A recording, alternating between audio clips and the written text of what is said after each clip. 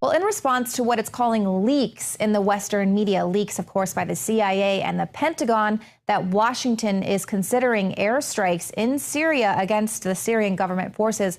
Well, now the Russian Defense Ministry is actually saying, hey, guys, a little gentle reminder. We've got S-300 and S-400 air defenses in place. They're up and running, ready to go. And you might be surprised by the reach and the radius of these weapons.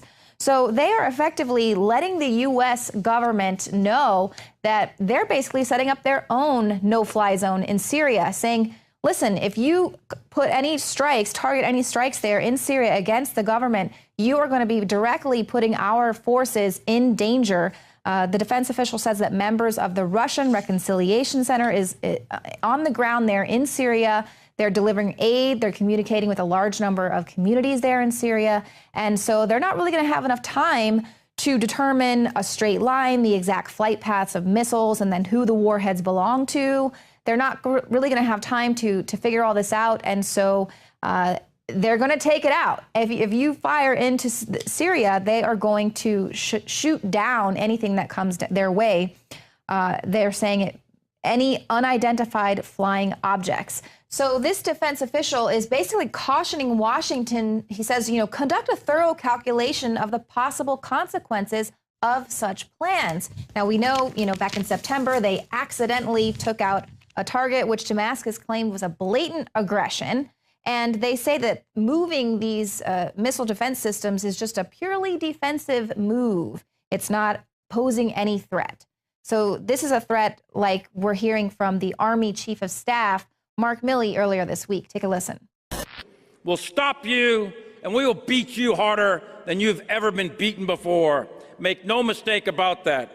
Other countries, Russia, China, Iran, and North Korea, went to school on us. They closely watched how we fought in '91 and '03. They studied our doctrine, our tactics, our equipment, our organization, our training, and our leadership. And in turn, they revised their own doctrines, and they are rapidly modernizing the militaries today to avoid our strengths in hopes of defeating us at some point in the future. So as you can see, they are gearing up for World War III, and they have us all distracted by Miss Piggy comments in the news, things that totally do not matter. And let's not forget that also Russia just pulled out of the Nuclear Proliferation Treaty, a 16-year agreement. They're basically saying the deal is off. Last night's vice presidential debate centered heavily around the topic of Russia and, in the event, a potential military theater who would best be able to handle Vladimir Putin. One thing is clear, the U.S.-Russia relationship has been in a freefall. The Obama administration proclaimed bilateral peace talks over Syria are, quote, dead with Moscow, and suspended a 16-year-old treaty meant to reduce the risk of nuclear proliferation. The U.S. State Department threatened Russia over their actions in Syria, and according to the White House spokesperson Josh Earnest, he said everybody's patience with Russia has run out, continuing on saying Russians have been complicit in the Syrian tragedy. Well, this comes as the U.S. announced this week that we're withdrawing personnel dispatched to the Middle East in anticipation of a ceasefire deal reached on September the 9th. Putin is also withdrawing, only he's withdrawing from an accord that committed both countries to eliminating stockpiles of plutonium that's used as the core material in some types of nuclear weapons. So as we can see, as a result of this escalating proxy war in Syria, the relations between the U.S. and Russia are completely disintegrating right before our eyes. I mean, we basically have the Army Chief of Staff saying that our enemies have trained, they've watched us, they see what we're doing, they're ready to strike because they see we have such weak leadership, a weak economy, and they are gearing up for war. Now, give us a little bit of more detail of what we're dealing with, Margaret. All right, so the Russian reset that was supposedly going to happen in 2009, that Kane alluded to in the vice presidential debate, it failed, and the reason Kane said it failed was because of Vladimir Putin, although Medvedev was actually the president at the time. So, he really discouraged anybody from wanting to know the truth. You don't really know the truth or Russian history if you think that Vladimir Putin isn't the devil. We're here to clear some of that up for you, and it looks like the U.S. has been posturing repeatedly for the past few weeks. We see George Soros come out. It was on CNBC right before coming on set, calling what Russia's doing in Syria utter genocide, one of the greatest humanitarian crises. Well, in reality, we are the ones, we're the provocateurs. We're posturing for war. White House is saying, Moscow, you're dead to us as far as Syrian talks are concerned. You're passing a red line. We see Putin exit a nuclear security pact that's been in place for 16 years that says that they will dispose of the plutonium that they have. So we're really getting closer to a line, Leanne, that we don't, it's in no one's interest to be in this place. And our White House, we know, they're making statements that are really, really dangerous for us. We just heard Milley say that basically he's wanting to engage in this conflict. Tell me whose interest that's in. It's definitely not in ours. And what Russia has done, they've warned the U.S. that they're actually, poking fun at Josh Earnest a bit here, and they're warning the U.S. that American aircraft could be targeted by its air defense systems over Aleppo if we don't stand down, because they're working with the sovereign state Assad. Meanwhile, Assad is offering amnesty to rebels that surrender in Aleppo. So we have a lot of conflicting narratives going on. Ours is they're the devil. And meanwhile, they're preparing for it looks like for war with this drill, and now with the shield, and saying we're going to shoot you down. Right. And isn't it just incredible that on the mainstream media, for instance, I'm seeing that the main trending topic is the fact that Sean Hannity and Megyn Kelly are fighting with each other. It's like, who cares about these this? Celebrity news pundits? Nobody cares. They are gearing up for World War III. And then whoever gets elected, gets in office is going to have to be dealing with this, which is why Hillary Clinton hopes to God that it's her, because she's been kind of behind the scenes working on this with the Obama administration for years. The woman has been chomping at the bit. She even, when she mentioned Alex Jones, she also mentioned Putin and indicated that she was going to meet Putin's alleged involvement in a cyber attack with military action. Yeah, that really makes a lot of sense. So she's been posturing for this for quite some time. We know that the Obama administration, their narrative regarding the Syrian refugee crisis has failed.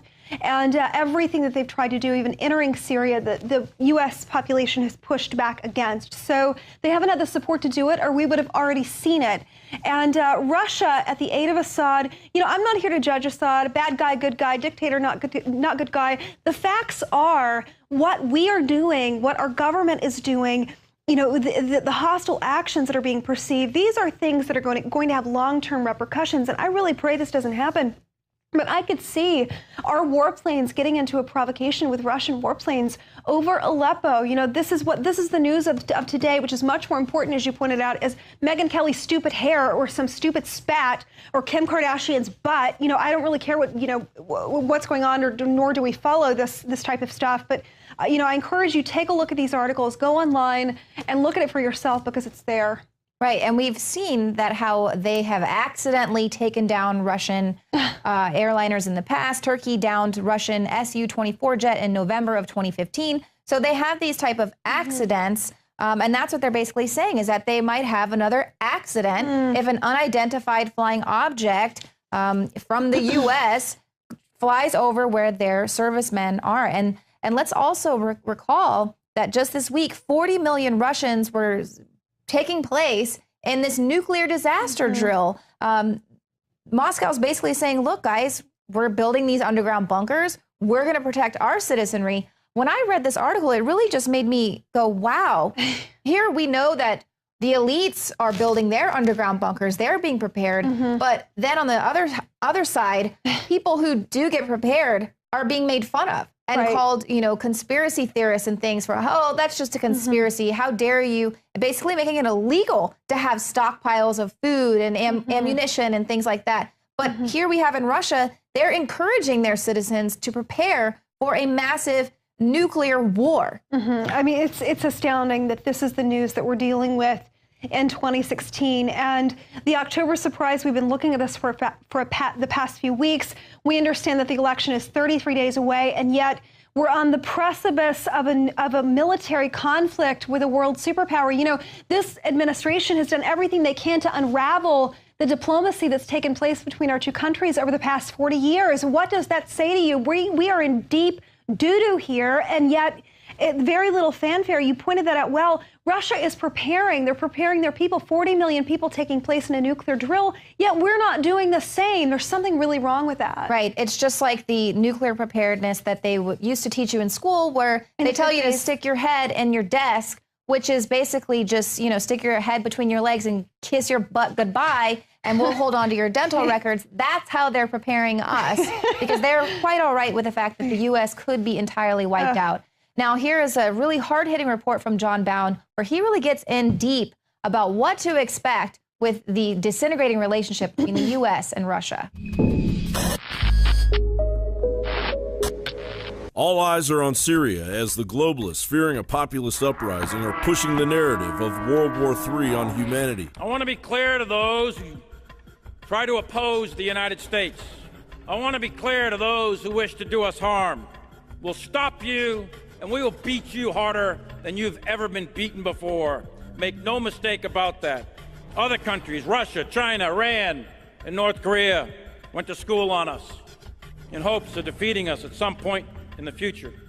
Mounting tensions with possible nuclear outcomes are worldwide. We are sliding into a new Cold War with Russia as Russia ships new anti-missile systems into Syria. This after Russia held a nuclear war exercise of 40 million Russians, mobilizing 200,000 emergency services and soldiers and 50,000 pieces of equipment. Elsewhere, nuclear tensions have risen between Pakistan and India after a jihadi attack on an Indian Air Force base left 19 soldiers dead. India then entered Pakistan and surgically struck terrorist camps in Kashmir. Breitbart reported, "It is becoming increasingly clear that something serious has changed in relations between Pakistan and India as a result of repeated attacks of violence in the Indian-controlled region of Kashmir. It is clear that each country in a generational crisis era is on a trend line to become increasingly nationalistic and belligerent towards the other, and it is also clear that these trend lines will continue on the same path until they result in war. From the point of view of generational dynamics, it is not a question of if, but of when, and with the rapid rise in nationalism on both sides, when may not be too far off. Of course, with all of the saber-rattling, North Korea doesn't want to be left out either.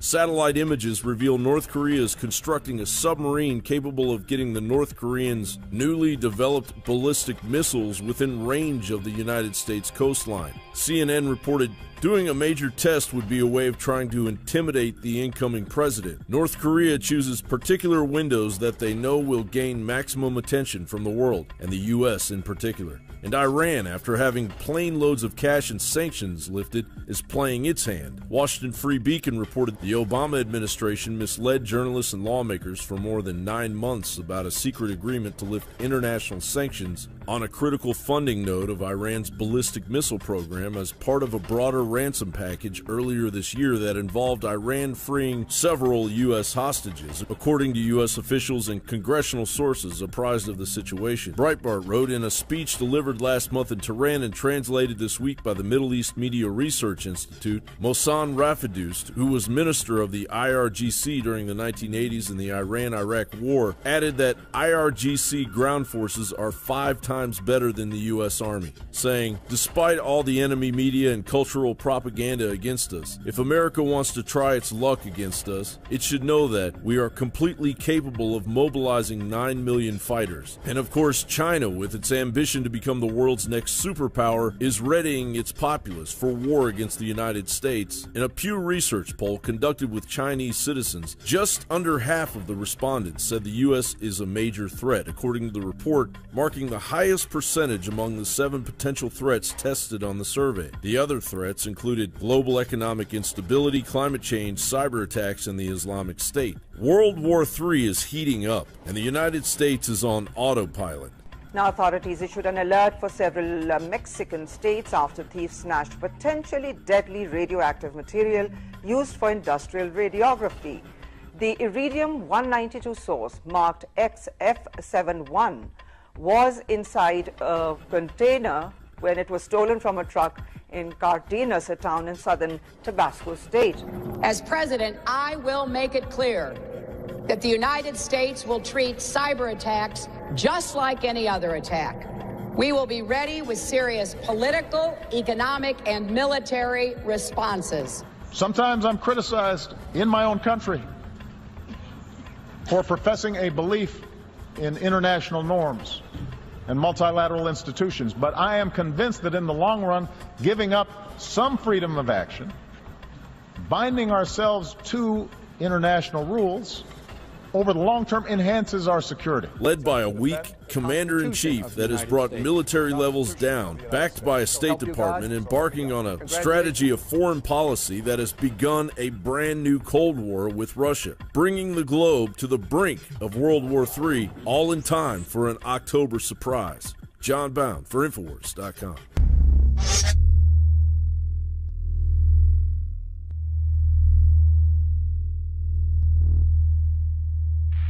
Ladies and gentlemen, this Sunday is the biggest presidential debate in United States history, and Infowars.com/show will have complete coverage for you, starting at 4 o'clock Central with the Alex Jones Show, and then rolling right through the entire debate, even afterwards taking your phone calls. Hillary Clinton versus Donald Trump, round 2 from St. Louis, Missouri, Washington University. This is the most anticipated debate ever, and we're going to have complete coverage for you at Infowars.com/show, and also the new Infowars Live app. We're going to have boots on the ground, and we're going to have the entire Infowars crew in studio covering the debate, breaking down the things that the two candidates say in live time. Are you going to be stuck at home watching football, or are you going to be engaged in the Info War? Infowars.com/show, Infowars Live app, complete coverage of the presidential debate, round 2, Hillary Clinton and Donald Trump.